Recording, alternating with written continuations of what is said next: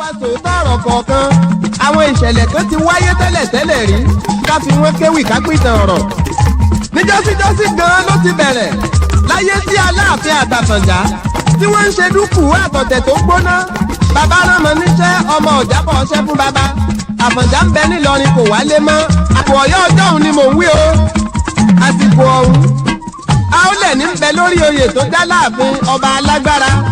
Àfọ̀njá lọ́kọ-láyà alùgbèrè ọ̀sẹ̀ ló jó lórí ogun nígbà náà. inú ń bí Aolẹ̀ ó ní kí ló ṣe táfọ̀njá ò wálé mọ́. ó ní kíákíá kó yá wá má bọ̀ fún òun gẹ́gẹ́ bí ọba. Kàkàǹkò Àfọ̀njá takú kò fẹ́ rọ̀yọ́ ọlágbára Aláàfin pọ̀. Àfọ̀njá ní kí ni kí òun ó wí níwájú ikú bàbá yòyé. ó ṣe bá Aolẹ̀ Àfọ̀njá Aolẹ̀ náà ń bínú ńlọ bá di dàrúdàpọ̀. àsìkò ọ̀hún gan àfáà kan bẹ nílọrin Àfọ̀njá ní Sókótó ló ti wá Fúlàní lòun. àfáà Gàmbàrí ni wọ́n ń pè é, orúkọ súná rẹ̀ ní Jálímì. ominú ló kọ Àfọ̀njá tó fi sọ fáálímì ó lọ́yá jẹ́ kájọ sowọ́ pọ̀ lé Ọ̀yọ́ lórí. pé kí Sókótó ọ̀fọ̀mọ ogun ránṣẹ́ kájọ gbógun rè bá Láàfin. ó ní gbogbo ọba pa Aolẹ̀ ọba kò ní jẹ́ kájọ mọ́kànlélẹ̀. ṣùgbọ́n ohun fáálímì ń fẹ́ ọwọ́ sọ fáàrẹ Kakanfò Àfọ̀njá. ó ní bí wọ́n bá lè márẹ̀ mọ́ òun jọba ó ní Sókótó á fún wọn lọ́mọ ogun. ààrẹ Àfọ̀njá bá gba kámú ó ní kò láṣẹ. àrẹ̀mọ rẹ̀ tó fi sílẹ̀ ní Sókótó ọmọ tí jẹ́ Sàlámì ló ránṣẹ́ sí. ó ní kọ́mọ ó wá jọba ìlú Ìlọrin. ìgbà òun gbéra ó mú àbúrò rẹ̀ lọ́wọ́ ẹni tí wọ́n ń pè ní Ṣítù. Sàlámì ló jọba àkọ́kọ́ lérí. mo kí gbogbo ojú tó wò mí káàkiri ayé, mo kí wa lọ́kùnrin lóbìnrin lọ́mọdé lágbà nínú ilé yìí. mo kí wa pa kú dédé àsìkò yìí, àsìkò ojú ọjọ́ ti rí ẹdọọdún bí ó ló ti rí lọ́dọ̀ tìyín. ẹ wá kan fìdílé àbíkẹ́ fìdílé nǹkan kẹjá àjọjọba gbé ètò ọ̀rọ̀ tó lọ lórí ìkànnì BGI TV bàbá gbàgede ìmọ̀ tẹlifíṣàn àti lórí gbàgede ìmọ̀ with Aláwìyé Adébáyọ̀ lórí Facebook. bákan náà a wà lórí TikTok, ẹ wo gbàgede ìmọ̀ _2, lórí Instagram gbàgede ìmọ̀ _22 òun náà lẹ́rìí lórí Instagram. gbogbo àwọn àyè yìí ẹ máa fọ́lò wá ń bẹ̀. bákan náà ni pé lórí YouTube ẹ bá wa subscribe sí channel yìí. lónìí màá kọ́kọ́ báwo ọmọ Yorùbá wí ná àwọn àgbààgbà wa àti àwa tó lọ ń gbórí ẹ̀ sókè. màá kọ́ bá wa sòdodo ọ̀rọ̀ kan tí ò yé wa. nǹkan kan wà tí à ń ṣe tá a fura tó tún lè kó bá wa nílẹ̀ Yorùbá, kódà ká gba Yorùbá nation. bẹ́ẹ̀ ni páńpẹ́ tá a dẹ́lẹ̀ fúnra wa tí a tètè fura ń sìn tó fi jẹ́ pé kódà ká gba Yorùbá nation a lè lẹ́nu ọ̀rọ̀ páńpẹ́ tá a dẹ́lẹ̀ fúnra wa. ẹlẹ́ẹ̀kejì ó ní ká fìdí ẹ̀ múlẹ̀ pé àní àwọn Haúsá àwọn láwọn ò bá Fúlàní ṣe mọ́ tí Yorùbá ṣe ìran rí pé dọ̀dọ̀sẹ́ wọ́n Nàìjíríà làwà, àwọn Yorùbá àwọn Haúsá láwọn ò bá Fúlàní ṣe mọ́. now tá a bá wo àyíká wa Yorùbá, aburú kan wà tá à ń ṣe tí a ò fura tá a mọ̀. òun náà ni ọ̀rọ̀ ilẹ̀. ṣé ẹ rí tó ń pè ní land mass, òun ló pàtàkì jù téèyàn bá di wípé gba nation. òun tó ń pè ní ilẹ̀, bó ṣe fẹ̀ tó, bó ṣe tóbi tó, ilẹ̀ mélòó lẹ ní, ó sọ pàtàkì gan nípa pé èèyàn fọ́ọ̀mù nation. tó bá lọ jẹ́ gbogbo ilẹ̀ Yorùbá pátá láti tà fún àwọn ààrẹ, tó bá dàsìkò tó bá declare Yorùbá nation, báwo lẹ ṣe fẹ́ lé ààrẹ kúrò lórí ilẹ̀ tó fowó yín tó fowó ọwọ́ rẹ̀ rà legally? most of them ni wọ́n ní sí ọ̀fọ̀, wọ́n dẹ̀ ralẹ̀ illegally ẹ̀ tó issue receipt fún wọn. àìmọye àwọn tó ń talẹ̀ promo. ọ̀rọ̀ yìí bá lọ́ba wí, ó bá léyò lóye wí, ó bá gbogbo tó lórí tẹlẹ̀mù tó lọ ń gbà fún tó nílẹ̀ tó lówó. nítorí afẹ́ ṣòkù, afẹ́ ṣe pátí, afẹ́ ṣe kinní, gbogbo lẹ̀ ní Yorùbá ti tà tán, wọn ò wá fẹ́ kí àtà ló ń tà fún. tó bá sì jẹ́ Yorùbá ara wa la tà fún ìbámadà. ọ̀pọ̀lọpọ̀ ti talẹ̀ fáwọn Fúlàní táwọn yẹn ń kó màálù wọn sí. Màálù tán bá dà lọ jẹ lọ látàárọ̀ tán bá máa dà padà, orí ilẹ̀ tán dà sí yẹn Fúlàní á sọ di tara wọn torí ẹ̀ gbowó lọ́wọ́ wọn. ẹ wá rí gbàgbéje ilẹ̀ Yorùbá tí a ní tó jáwọn ilẹ̀ wa, Ìgbò ti rà tán, ìtófikọ́lé fi kọ́lé, ìtófikọ́ shopping mall fi ń kọ́ shopping mall. Kò wá níyàwó lẹ́nu pé àwọn ìlú kọ̀ọ̀kan wà tó jẹ́ pé kódà Ìgbò ló ń ṣe chairman union wọn. Ìgbò nílẹ̀ Yorùbá yìí ngbọ̀dọ̀ ló ní ṣọ́ọ̀bù tó pọ̀ jù, òun ló ní investment tó pọ̀ jù. Eléyìí tẹ́yìn ò dẹ̀ lè ṣe nílùú wọn. Mo fọlọ́n ṣẹlẹ́rìí ẹni bá dẹ̀ jẹ́ pé wà nílẹ̀ Ìgbò tó ń wo program mi yìí tó jẹ́ pé ilé tó ń gbé òun ló kàn sílẹ̀ Ìgbò kí tọ̀hún já mi nírọ́ sí kọ́mẹ́ǹtì. Èmi ni mo ralẹ̀ o, èmi ni mo kọ́lé mi o nílẹ̀ Ìgbò. Láyé ọmọ Ìgbò ní ẹ̀fà fún yín lẹ̀. A ti talẹ̀ fáwúsá, a ti tà fún Ìgbò, a dẹ̀ pariwo a fẹ́ gba nation. Afọmọ àparò sábẹ́ àwa gbin ọkà. Ẹ ti mọ̀ pé ní máa tún jẹ tán nìyẹn. Àbíṣẹ́ni tó ralẹ̀ legally tó ti erect oríṣiríṣi factories, oríṣiríṣi buildings, oríṣiríṣi businesses sórí ẹ̀. Ẹ wá ní pẹ́pẹ́sẹ́ torí pé ti declare nation yín kó kẹ́rù ẹ̀ kó kúrò, kò ní gbé yín lọ court. Ibẹ̀ ló yẹ kó rí wa ti pé padà sẹ́ẹ̀. Àwọn nǹkan tá mú jáde yìí tá mú wá so far, àwọn nǹkan tó lè exonerate wa kúrò níbi kọ́nú kọ́họ lọ́la,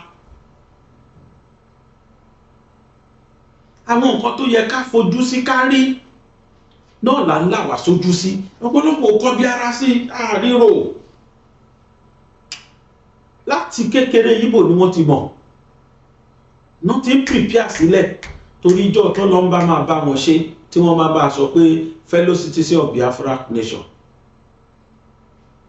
Wọ́n ti ń prepare ara wọn lẹ̀. Bẹ́ẹ̀ bá rí Yorùbá tó ń gbàrin wọn tó prosper, ó kàn prosper lásán ni, kò tó bẹ́ẹ̀ kó ló ń kọ́lé sílùú wọn, sílùú Ìgbò rárá o.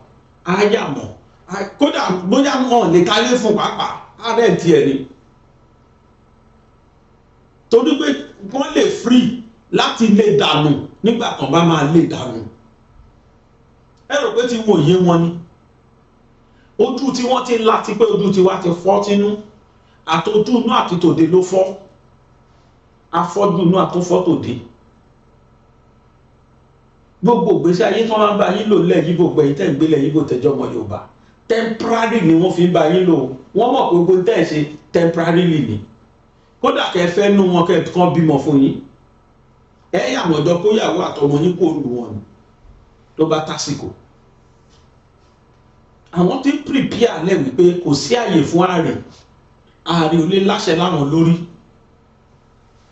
Yorùbá Fúlàní tí ń pàṣẹ, Ìgbò tí ń pàṣẹ ilẹ̀ Yorùbá.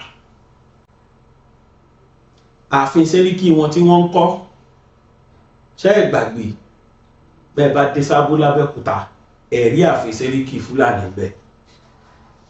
Gbogbo ilẹ̀ Ìgbò bó ṣe wà káàkiri nìyẹn o, gbogbo ilẹ̀ Yorùbá bó ṣe wà káàkiri nìyẹn o, ààfin Sẹ́ríkì.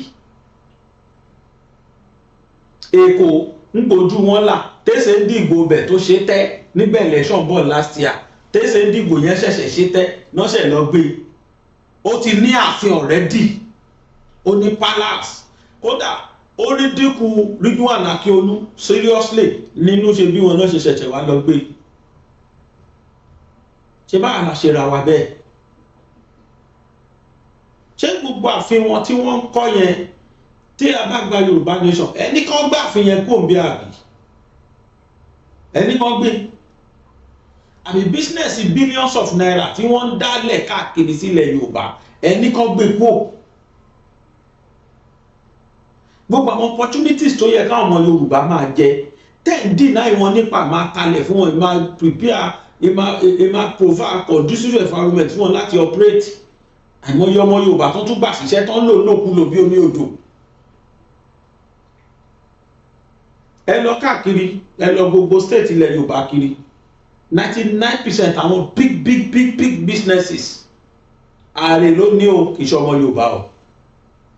Àwọn big flourishing businesses, ẹ bá wọn tó ń ta mọ́tò, ìtó pọ̀ jù nínú wọn ọmọ Yíbò. Ẹ bá wọn tó ń ta anything beverages, ìtó pọ̀ jù nínú wọn ọmọ Yíbò. Ẹ bá wọn tó ń ta consumables bíi ráìsì, ẹ̀wà, nǹkan ọmọ Yíbò. Farm products ọmọ Haúsá, ọmọ Fulani. Wọ́n ní Yorùbá wá wà.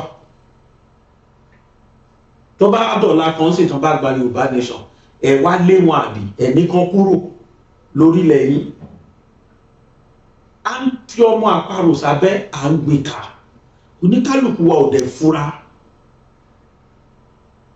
We fail to see what we supposed to see now. O tó yẹ ká rí, tó yẹ kójú wa là sí, ojú wa ti fọ́ sínú sí. Ẹ lọ́wọ́ bá ọmọ tó ń talẹ̀ kiri, wọ́n fẹ́ mọ́ta lónìí. Deliberately àwọn Yíbò mi àwọn ọmọ ra bèbò mi pa.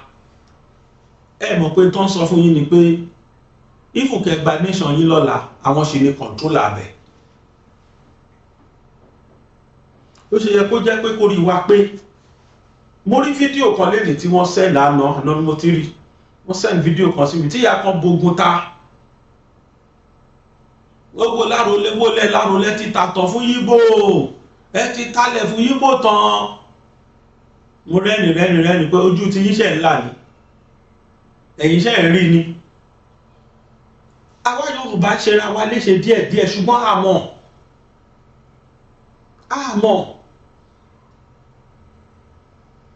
Tẹ́ bá dé gbogbo ibi tó ń pè ní kára nílẹ̀ Yorùbá káàkiri ń sìn, ṣebí Fúlàní ló làwọn ilẹ̀ yẹn.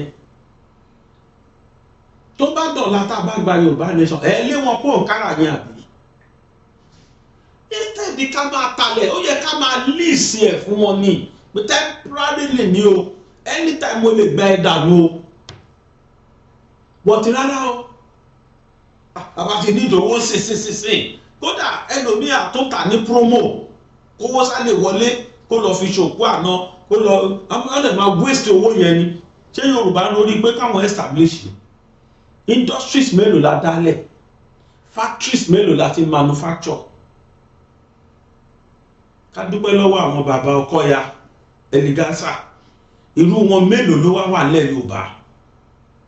Àwọn Glo, ká dúpẹ́ lọ́wọ́ irú wọn tí wọ́n ní foresight. Àwọn Ọ̀tẹ̀dọ́lá and co, káṣẹ̀ láwọn yẹn jẹ́ big conglomerate. Àwọn smeda mélòó la ní, àwọn small medium scale businesses mélòó la ní nílẹ̀ Yorùbá. Bẹ́ẹ̀nìkan bá ti di millionaire sí, ohun tó wà lẹ́mìí ẹ̀ ìdá kó ṣe politics. Ìgbà náà máa fẹ́ yí òkú ìyá wọn tó ti kú 20 years ago, ìgbà náà máa fẹ́ yí padà, wọ́n á dẹ̀ pé léré, ẹwà ní tán máa já bẹ́ẹ̀lì owó, thanks to EFCC tó bá wa cancel rú nǹkan bẹ́ẹ̀. Ẹlòmíì ọ̀sẹ̀ kan tó ṣe party tán, ẹ sì máa ṣa owó níbi tán ti ṣe party. Ní tí Yorùbá mọ̀ nìyẹn láyé. Ní tí Yorùbá mọ̀ nìyẹn. Kásá fowó oppress. Kò sí tó fìyà jẹ wájú bẹ́ẹ̀ lọ. But my fear is that tó bá di ọ̀la, tó bá dọ̀la kan, tá a bá sọ pé òkè o, hello fellow citizens of Yorùbá nation, àti gbàlúwà dúpẹ́ o, ṣé ẹ̀rù pa ní lẹ́nu àṣẹ. Nílùú Abẹ́òkúta yìí, mo lè dárúkọ businesses ńláńlá bíi 5 sí 6. Tó yẹ pé tẹ́ bá lè fẹ́ ra irú nǹkan yẹn, àwọn tí ó kọ́kọ́ wá sẹ́mi yín ó làwọn ọmọ Yíbò yẹn.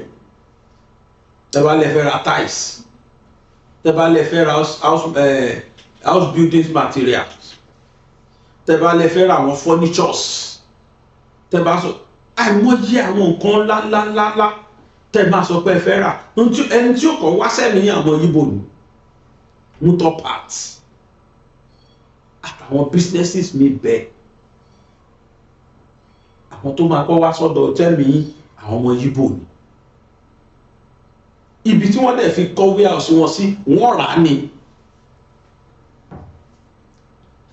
àwọn business tó dẹ̀ wà nú ẹ̀ ibi ìfẹ́ súnmọ́ 1 billion yóò bá jù bẹ́ẹ̀ lọ. A wà sọ pé adé lọ́la àgbà Yorùbá nation ẹ̀ wá lé wọn dànù. Instead tá a fi ta fún wọn yẹn ní tó yẹ ká ṣe ni ká lease ẹ̀ bí ìtàwọn ń ṣe nílùú wọn. They will never sell land to you. You can only lease your land. Agreement adé ti wà pé wọ́n lè gba yín dànù anytime o. Lọ́la tán bá declare Biafra fún wọn lọ́la yìí. Ní ìsọ̀lá tílẹ̀ máa mọ̀ wọ́n lọ́la kan. Wọ́n declare Biafra o. Solely ọmọ Yíbò ló máa ní control lórí ẹ̀. Torí pé gbogbo tó ń jẹ́ ilẹ̀ níbẹ̀ àwọn ni sole administrator bẹ̀. Kódà àìmọye Yíbò tó ṣe landlord lábẹ́òkúta wa yìí nílẹ̀ Yorùbá káàkiri àìmọye ọmọ Yíbò tó jẹ́ òní landlord. Kí lè a fẹ́ ṣe sí?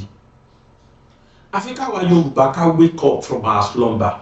So far láti bí last week crusade tá à ń ṣe yìí àwọn ètò program tí ń lani lójú tá à mú wáyé àwọn program yẹn tá à náà bá jókòó tá à bá gbọ́ ni mo ṣe máa ń sọ pé ẹ bá wa share ẹ̀ kí ṣé ó gbé yàn ló wà lórí YouTube bẹ́ẹ̀ bá share sí Facebook pages tẹ wà àwọn groups tẹ wà tẹ bá share síbẹ̀ people will be able to disseminate the information then they will be able to encode it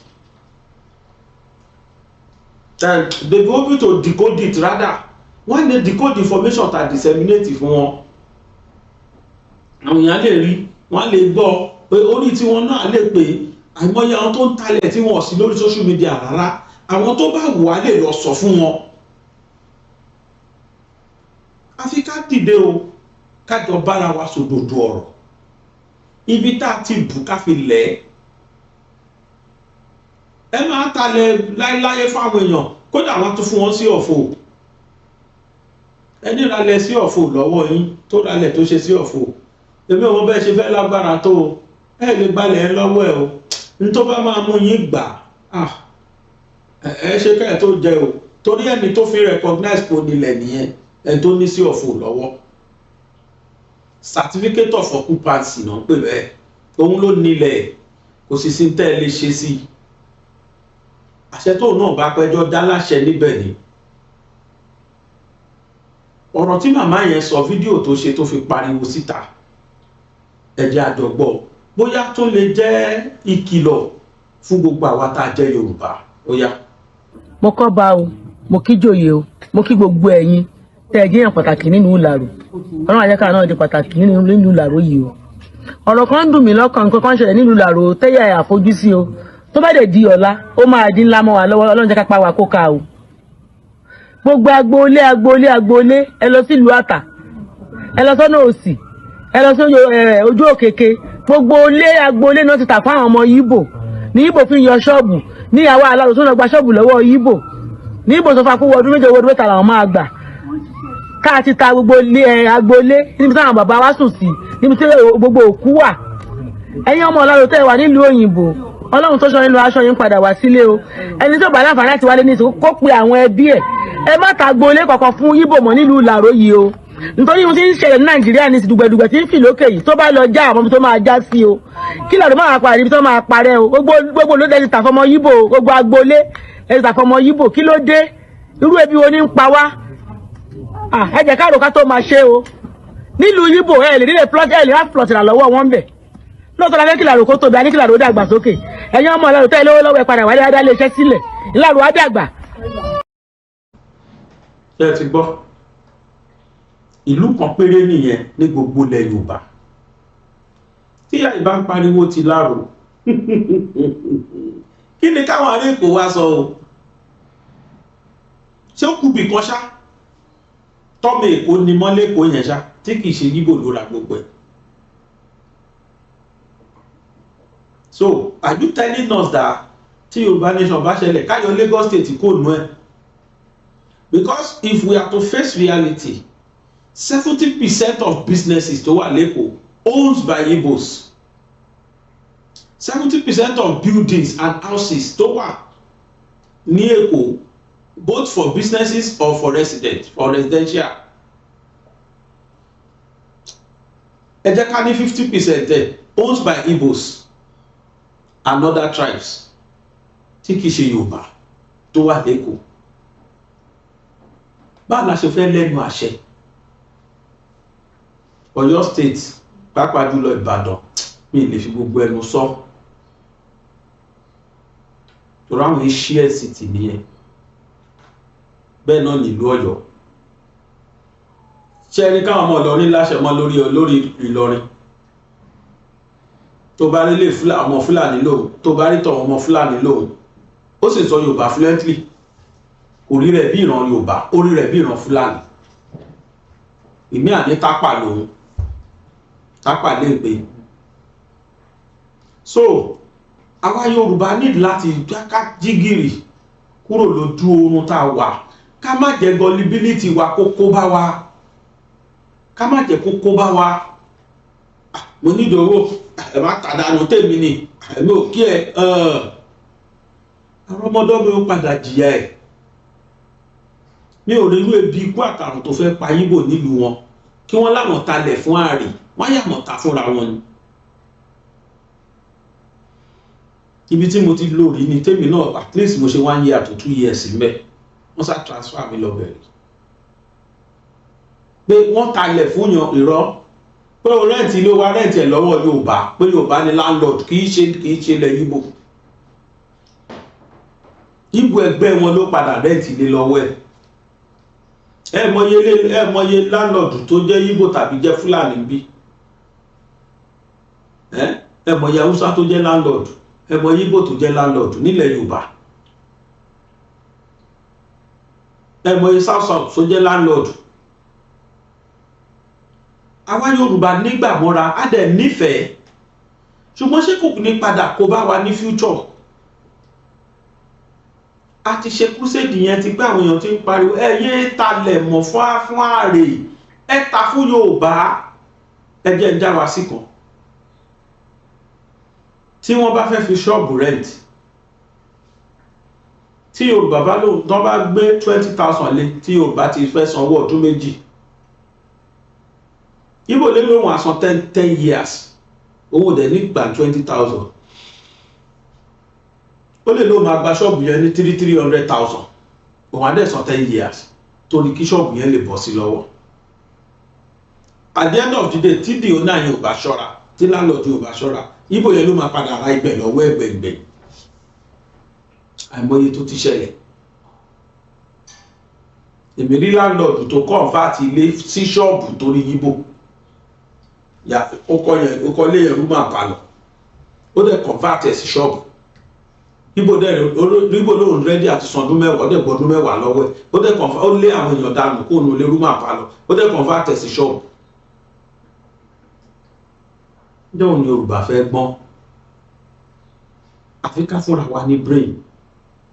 Ṣé wá rí ilẹ̀ Haúsá tí gbogbo à ń pariwo yẹn? Wọ́n jẹ wá ní ọpẹ́, wọ́n jẹ wá pé kán wá dúpẹ́ lọ́wọ́ wa torí pé ojú wọn ti overlap. Wọ́n ti lé Yorùbá bá báyìí, ọlọ́mọ ẹ̀kan tó overtake wa. Kò ní yà mí lẹ́nu tí àwọn Haúsá tán bá ṣáájú àgbà independent. Believe you me, nǹkan mẹ́ta ni quality tí wọ́n ní fi ju tiwa lọ. Àkọ́kọ́ ni pé wọ́n ní àwọn àgbààgbà wọn lẹ́yìn wọn. Ẹlẹ́ẹ̀kejì ni pé wọ́n ní owó tán lè fi ṣe. Ẹlẹ́ẹ̀kẹta ni pé wọ́n wà corporate, ohun wọn ṣọ̀kan. Nǹkan mẹ́ta yìí wọ́n fi ju àwa Yorùbá lọ. Àgbààgbà wo ló wà lẹ́yìn Yorùbá? Àwọn àgbààgbà yìí wá dà, àwọn àgbààgbà tó tẹ̀lé wá dà. Ìdí táwọn àgbààgbà wọn dẹ̀ fi tẹ̀lé wọn ni pé ojú wọn ti là wípé kò sí ẹ̀mí àkọ́kọ́ nílẹ̀ Haúsá tó jọmọ Haúsá, ọmọ Fúlàní ni. Ẹ̀tọ́ wọn sì ṣe wà dùn wọn páwọn náà fẹ́ gbẹ̀tọ́ àwọn.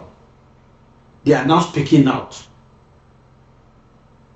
Jújú tí Fúlàní fi bò wọ́n lójú tó fi gbà lọ́wọ́ wọn, ojú wọn ti là ń sìn àwọn Haúsá.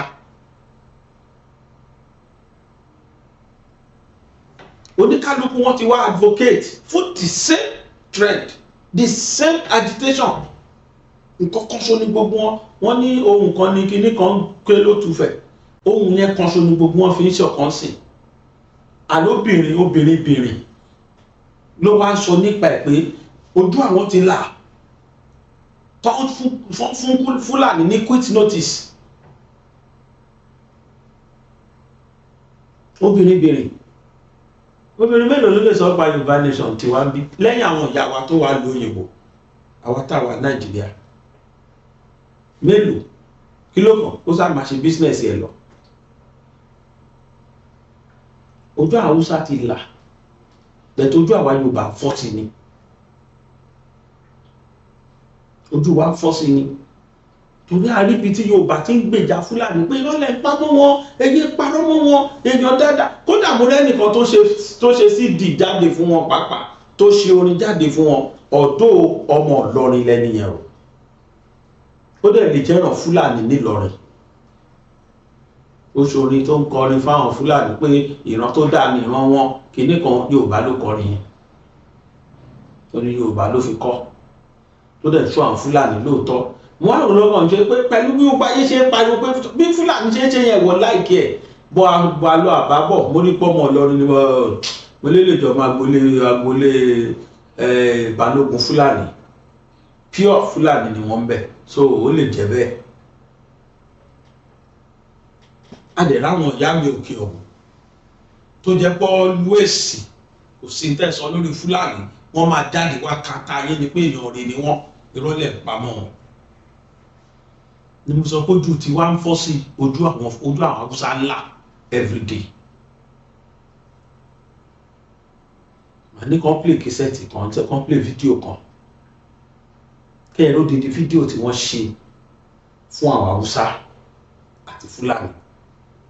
Kẹ́ ẹ wo bí àwọn Haúsá ṣe ń tápò àwọn Fúlàní pé gbogbo pò pátápátá nílùú wa ẹ̀yin nìkan lẹ gbà. Níta tẹ́sán látijọ́ yìí wá wọ́n ṣẹ̀ wá authenticate ẹ̀sìn, wọ́n ṣẹ̀ wá confirm ẹ̀sìn. Bọ́dà wọ́n sọ débi pé ṣífì mọ́ mú gbogbo ìlú àwọn tó jẹ́lẹ̀ Haúsá ẹ̀yin ara yín ni ẹ̀yin ara ẹ̀yin Fúlàní. So our Yorùbá need láti get our together. We need to open our eyes. We need to wake up from our slumber. Láì kò jẹ́ bẹ́ẹ̀, ọlọ́mọ àjẹ́ àgbàbó, ọlọ́mọ ẹ̀ka àgbàbó, kò dẹ̀ ní pay wa at the long run, ọlọ́mọ ẹ̀ka padà blame ara wa. Àwọn tó máa truncate gbígba Yorùbá nation yẹn ó láwọn tá à ń dọ́gbọ́n fàmọ́ra yìí. Because if wàá sọ fún ẹ pé kí lẹ fẹ́ kó ń ṣe sí business òun, tí wọ́n bá lè yarí pẹ́rẹ́, tó bá lè yarí, wọ́n nílẹ̀ ń bí lóòótọ́ kí lẹ fẹ́ kan ṣe kán gbèrú ni. Ẹ̀yin tẹ̀lé gbọ́n jù mí lọ, ẹ kọ sí kọ́mẹ́ǹtì o tó bá jẹ́ pé a sì lè pàṣẹ ká lé wọn dànù despite the fact pé wọ́n legalize ríra lẹ̀ lọ́wọ́ wa.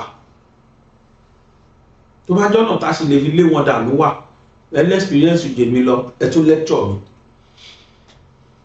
You can educate me so that pé àwa tó kù náà tí à ń wò tí a mọ̀ à lè jọ kẹ́kọ̀ọ́. Ẹ sákọ sí comment, educate me sórí comment pé no bàbá gbàgede anytime you can send them away despite the fact àwọn náà rà, despite the fact pé wọ́n ní gbogbo document yẹn kan ní we can send them away from our country, right? Tó bá jó possible bẹ́ẹ̀ ẹ bá mi kọ́ máa tún dẹ́ bá fi kẹ́kọ̀ọ́ sí ni. But on our best of knowledge, ohun tá à ń ṣe it is at our own detriment. Ojú Haúsá ti là ó. Bá mi play video yẹn. Fulanis are hiding under Islam. They are confusing our people, especially the Hausas. They are confusing our people. All the imams in Nigeria, especially the northern part of Nigeria, all of them are Fulanis. They are confusing our people because they don't want us to think for ourselves. They always want us, anything they tell us, whether good or bad, we should just follow them. This thing, it has to come to an end. Gaskiya.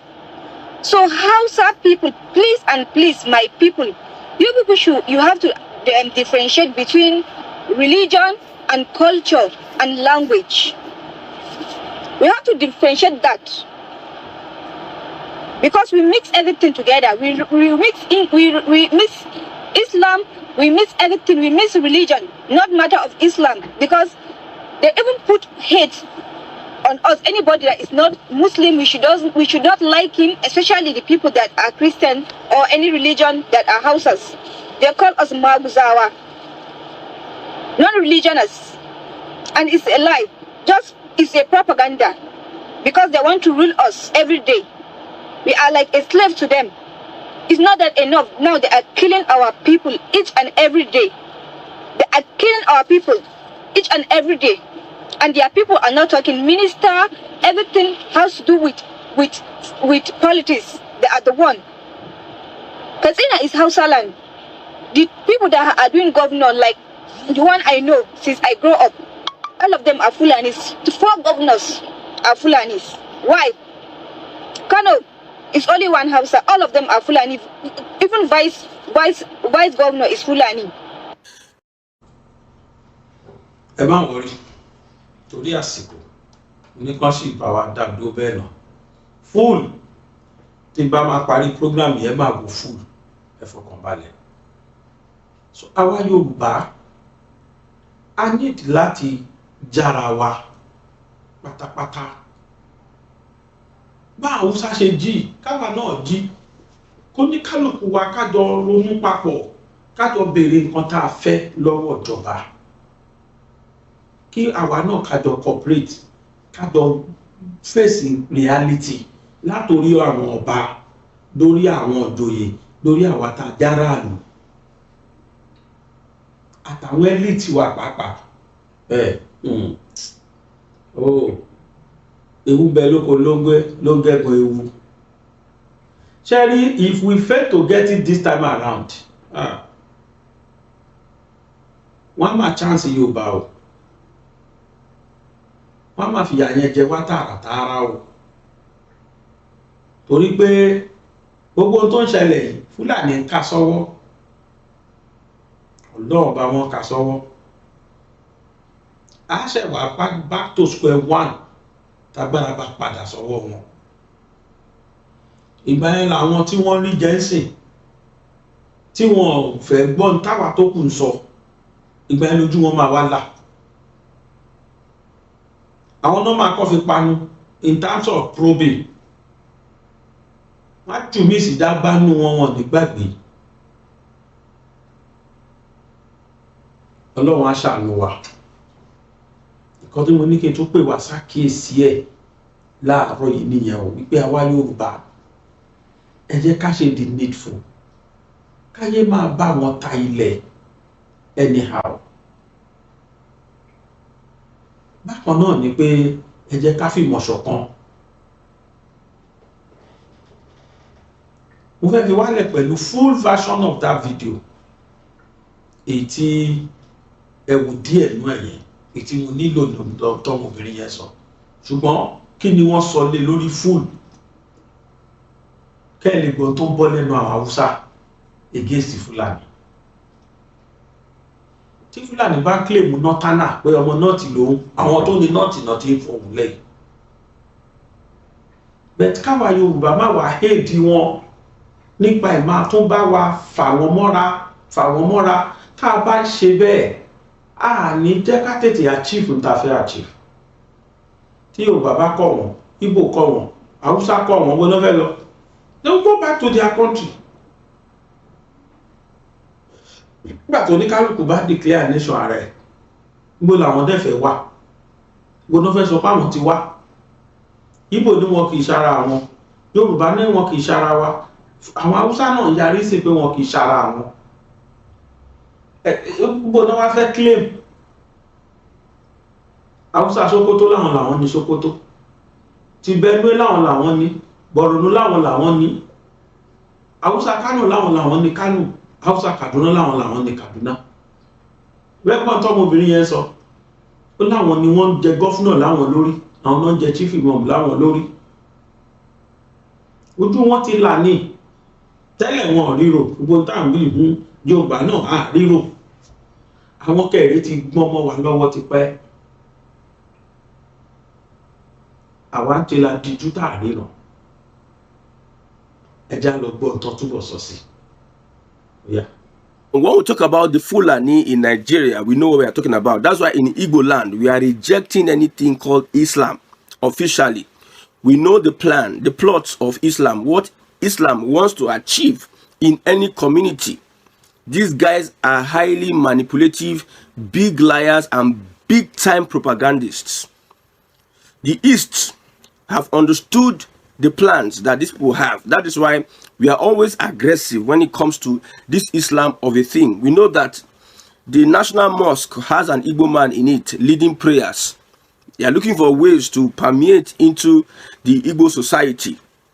You see, when we talk about our politicians in Igbo land, most of our politicians are influenced to join Islam by their Fulani brothers. How the Fulani are able to take over the political space of the Hausa. The north is filled with the Hausa people. The largest ethnic group in Nigeria is the Hausa ethnic group. I repeat, the largest ethnic group in Nigeria is the Hausa ethnic group. How come? It is the Fulani that is educated. It is the Fulani that are emirs. It is the Fulani that are clerics. Yes, it is the Fulani that is the Sultan. Any powerful position you see in the north today is being occupied by the Fulani. The Fulani are much more educated than the Hausas. They went to school, much more educated than the Hausas. This young lady, you see that she's struggling to speak English. Most of the Hausas, despite their population, are not as educated as the Fulani. Fulani are well educated in the north. This is a grand plan. They can stay for hundreds of years to hatch a plan. They can stay for another hundreds of years to implement that plan on a particular people. That is why you see Kwara State, the Emir of Ilorin. Emir is a Fulani word. Emir is not a Yoruba word. In Kwara State, you cannot practice a certain religion. That is how they are consistent in pushing an agenda and propaganda. Most of our politicians in the southeast are pressured to join Islam. They want to use the political actors in the southeast so that they can, through them, they can bring Islam into Igbo land. And they know that southeast, they are mad people. They don't care most times. Sometimes they don't even think when they hear this guy is bring his Islam. That's why you saw the event of the IDP camps. When some people heard that it is IDP, don't even blame Samanepo on this one. When people heard that IDP is coming to the southeast, if you see the swift action, the way people were so agitated, because we know the plans of these people. The Hausas are crying for help despite their population. Are you not surprised? The biggest ethnic group in Nigeria, the Hausas, are not only found in Nigeria, they are found in other countries. Katsina, as we speak, is an Hausa state. This lady, I think she's from Katsina. And the president of Nigeria is Buhari is a Fulani and from Katsina state. She says all the governors, except for Kano state, all the governors are Fulanis. All the religious leaders are Fulanis. People, vice chancellor of universities are Fulanis. Those in position of power are Fulanis. Despite the fact that the Hausas are more in populations and the Hausas are the ones that own the land. In 21st century democracy, we are experiencing all this. That should tell you about the science, the high manipulation these Fulanis have whenever they get into a community. I've analyzed this many times, that when a Fulani comes into a community, he comes into that community like an innocent person, innocent man and woman that cannot hurt a fly. He comes and he does maybe he becomes a gate man. From gate man, please, I can be taking care of my cow somewhere. They start connecting with police, their people in the force. The police is filled with Fulani leaders. Like when we talk of top guys in the police, they are Fulani. Top guys in the army, they are Fulani. They will use the influence of the police around that community to get a place where they will be staying. If you are arrested, if you are an Igbo man or a Yoruba man, you are arrested with a Fulani will come out of that prison before you. They have a leverage as small as this tribe is, using Islam to deceive and conquer a lot of people. That is why I am not going to be, I will not pity the Arab Yorubas, the Muslim in the Yoruba community, because they are the ones that are aggressive and they are the ones that cause a lot of problems. When you see any aggressive nature in the Yoruba community, they are the Muslims. This young man, this age to Sonlu, when you look at that young age to Sonlu, they are Muslims. Those that are saying all sort of things, we hunted and executed, they are Muslims. Look at most of the commissioners in Lagos that are causing mayhem. Look at Obasa, they are Muslims.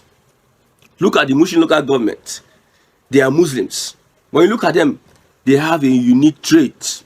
They put something in that religion to make sure that wherever they go, they become hostile, and they carry out a calculated plan to dominate and to take over their communities. This young lady is crying day by day. When you watch her videos, you shed tears for the Hausa community. They are killing us, they are killing us, they are killing us. It is evident that they are a conquered people in the so-called democracy.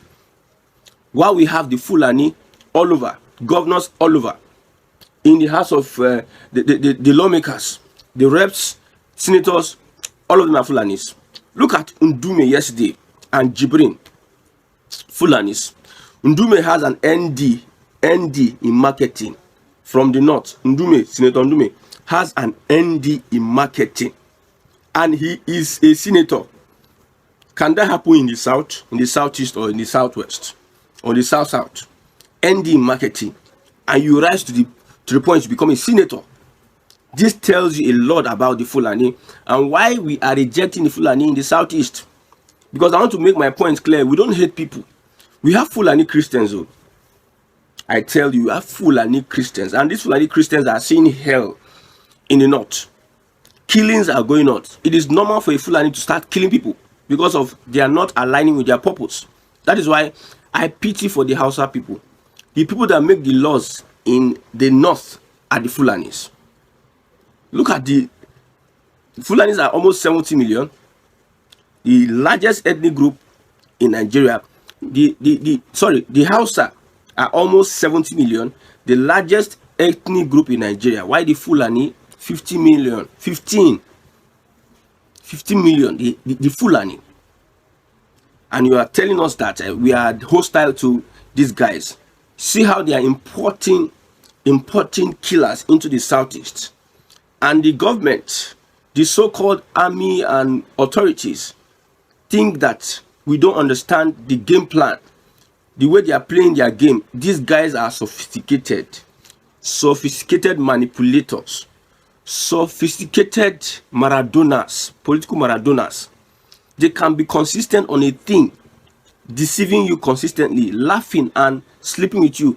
A Fulani might marry a lady, have children with that lady, go through many things with that lady just to deceive that lady, just to win that lady. Fulani can go to any length to make sure that his aim is achieved. So they can, I've told you that they have these guys. They are see, one thing about the Fulani is that I respect them.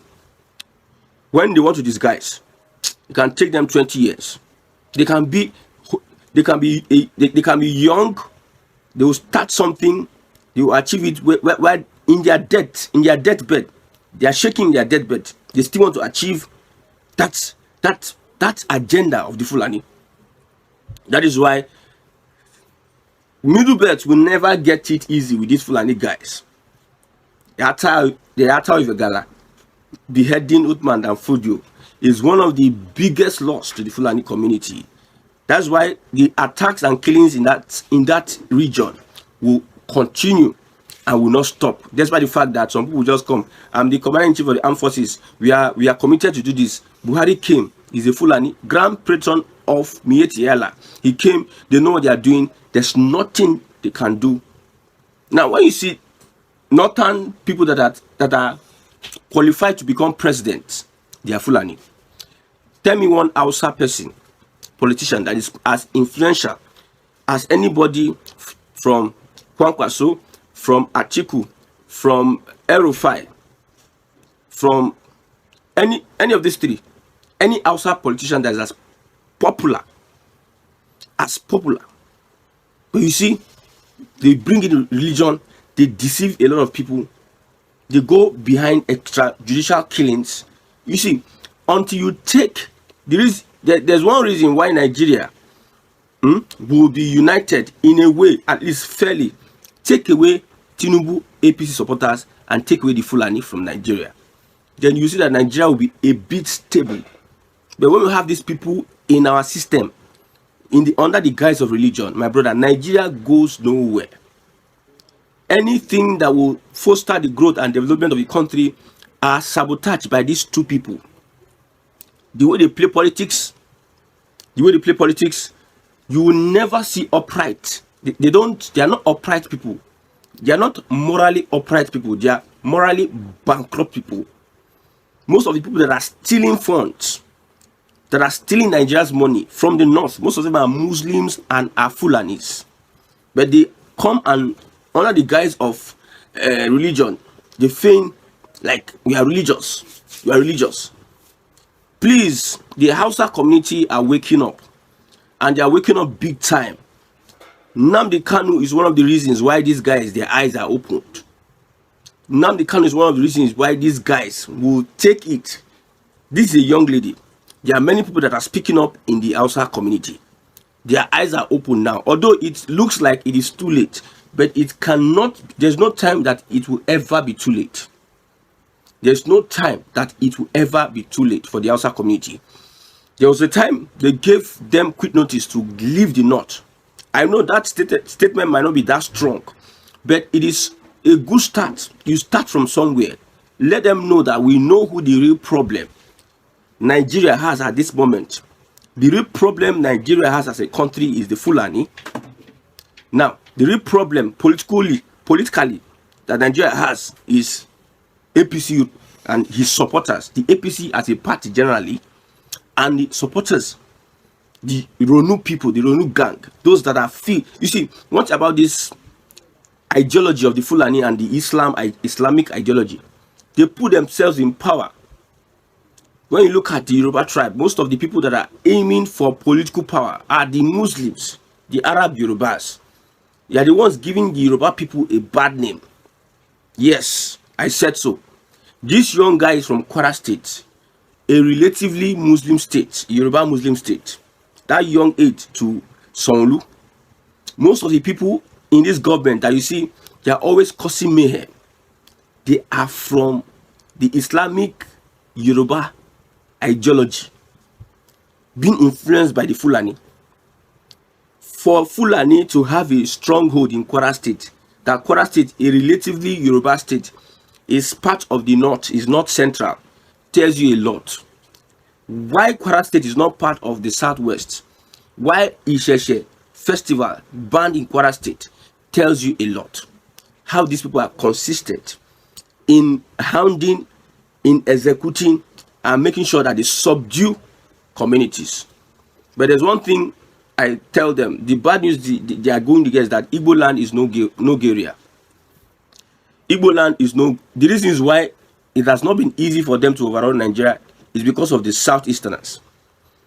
Sometimes I tell people that they need to leave us and the Fulani in one country. We are okay. Me that you are seeing, let it leave the Igbos and the Fulani in one country. We are okay. We will know who will run at the end of the day. We understand their way of thinking. We have the antidote to their madness in the Southeast. You see how they are permeating from one ministry to the other, like snake, like viper, like serpent, using humility to take position. How they were able to defeat the Hausa, that's the way they are permeating in Nigeria, moving from one position to the other. When they are in power now, they now muzzle people. They muzzle people out and they position themselves, take over power. We are sleeping in Nigeria. The Fulani are taking over power in the military. They are discouraging people from entering the military. They know that if they make the military unattractive, the Southerners will not want to join the military. It is the Northerners that will join the military, and they will not have an upper hand. What is happening in the Southeast? Some people, Fulanis, will be imported in the Southeast to come and kill under the guise of the Nigerian military. Murderous people, Nigerian military. That's why the Igbos don't ever take it. See, when you look at banters online, social media, people that are having issues with ethnic and tribal slurs, they are the Arab Yorubas or Islam, the Yorubas that are Muslims. Yorubas that are Muslims, when you see them online, you understand what I'm talking about. These guys have a trait, a similar trait. That is why they will do all they can through lawmaking, through whatever agenda, to make sure the Southeast is on and attractive, because we reject Islam, we reject any occupation. The Yorubas are the reasons why these Fulani are having, looks like they're having an upper hand. They give them that leverage. They betray the South and give this Northern, these Fulanis that leverage. Now you know that the North is not one. The Hausas are telling you directly, there's nothing like Hausa Fulani. The North is not one. We are not one. Don't look at what the Yorubas are telling you. Look at the alliance that they are going in with the Fulanis to suppress the Igbos. Yes, if not for the Yorubas, Christian, Muslim, so there's no place they stand. There's no place they stand. So how do you align with them? Sometimes they go right, they go left. They call that liberalism, that they are liberal. No, it's not liberalism. It is instability, having two faces. I am telling you, it is instability. Let's know where you stand. We don't know. We accept. We don't accept. We accept. We don't accept. When these Yoruba are talking about conservatism, they are not talking about religion. No. They are talking about territory and land. That is the ideology of a typical Fulani person. These Yoruba, most of them are Muslims, conservatives. Most of them are Muslims. You're not talking about, okay, we need to be conservative on religion. Let's be conservative on religion. Let's focus on Islam. Let's jettison. But they are liberal when it comes to religion, because they know that if they need to focus on religion, most Yorubas will jettison. But yet they threw that guys. Let's focus on our land. On our land. Go to all the local governments. Most of the local governments, you see how the Yoruba Muslims are taking over positions. The indigenous of Lagos, most of them are not typical Yorubas. It is people from Osun, Kwara that come and with their Fulani mentality in Yoruba land. These Yoruba Muslims with their Fulani mentality, they take over communities. They take over Lagos from Lagosians, because that is what they are. That's how they roll.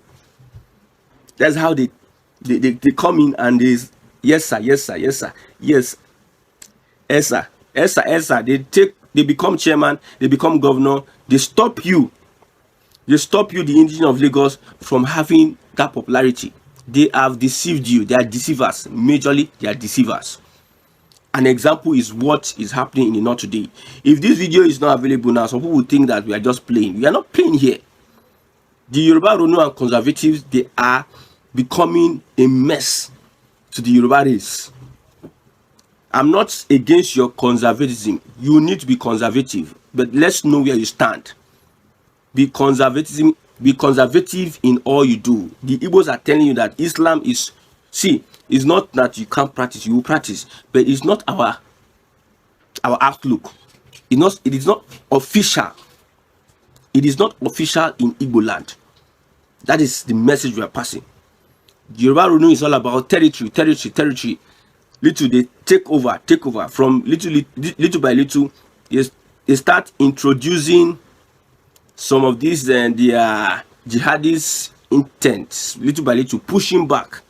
After they have taken over the territory of the southwest, they start pushing all these we must this. They start taking over all the position of government, pushing back the Christians, taking over until they now declare Sharia.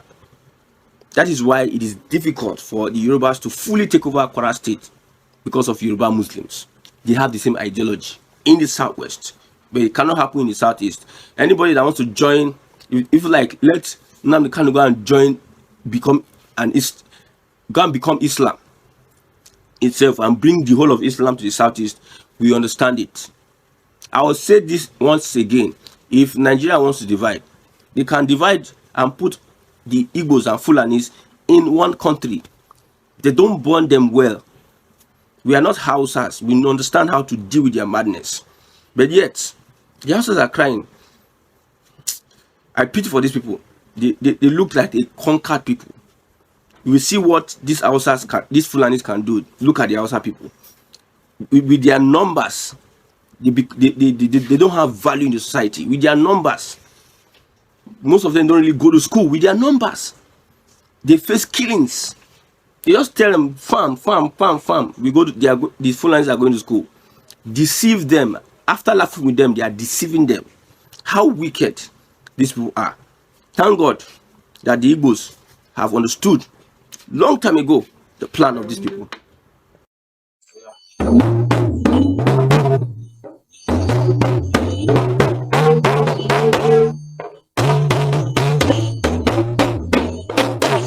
Gbàgede ìmọ̀ òun ni kẹ́ ẹ máa gbọ́. Orúkọ mi kí n tó máa lọ ní orí ètò yìí, orúkọ mi ni Àyẹ́tóyọ̀sí Ṣaworo nílùú. Gbàgede ìmọ̀ òun ni kẹ́ ẹ máa wò, kẹ́ ẹ máa gbọ́. Ó ń kọ́ yẹn lọ́gbọ́n, ó ń fún yẹn lóye.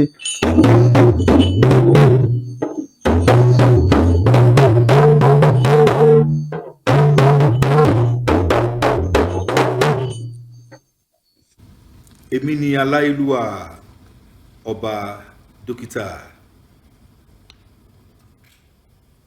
Adédòkun Ọmọníyì Àṣọlá Bọ́lárìn Aróyin Kẹ́yè Kínní Ọ̀ràngún ti ìlú Òkè Ìlá ní ìpínlẹ̀ Ọ̀ṣun.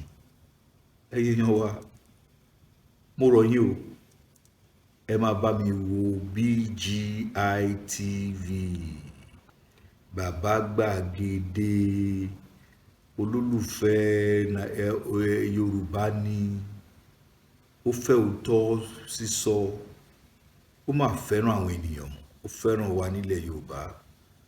Ẹ máa wo ibi tó yẹ ká máa bò ní gbogbo ìgbà. Ibi tá a bá dẹ̀ ti lè ran ilé iṣẹ́ yìí lọ́wọ́, ẹ jẹ́ ká ràn wọ́n lọ́wọ́. Wọ́n ń ṣe nǹkan tọ́lọ́run nìkan wá ṣe ni. Ojú wa ò ní fọ́ o, etí wa ò ní di o, iléeṣẹ́ náà kò ní dàrú, iléeṣẹ́ náà á máa dàgbà sókè. BGI TV, ẹ má fi ṣeré, ẹ máa wò lóòrèkóòrè. Ọmọ Yorùbá ẹ jí gìrì. Ẹ jẹ́ ká gba òmìnira tiwa. Ọmọ Yorùbá ẹ jí gìrì. Ẹ jẹ́ ká gba òmìnira tiwa. Òmìnira ni Yorùbá fẹ́ o nílẹ̀ bàbá wa.